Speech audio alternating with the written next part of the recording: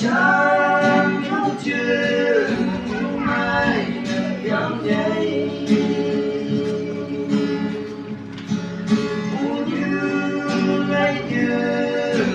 nở đang lặng chi mong bướm mùi hương không như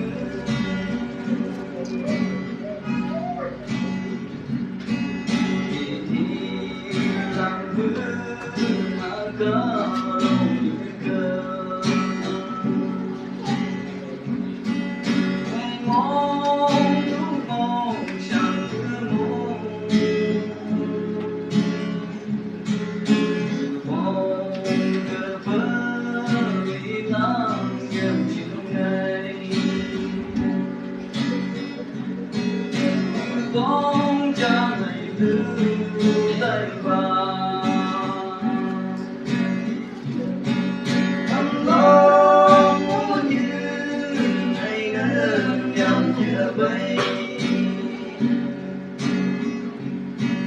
cả sáng yêu chuyện u mai ngừng nhắm nhảy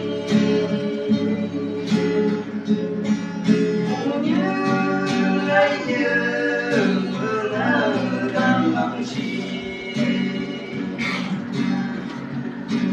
mong bướm mùi hương không như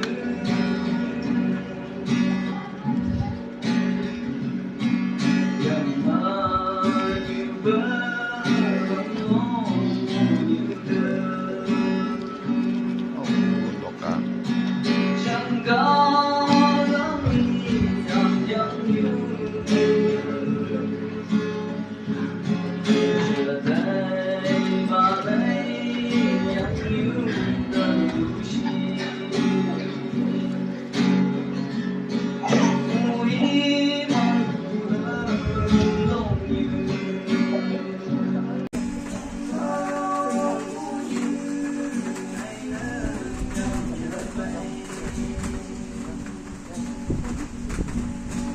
sáng yêu chuyện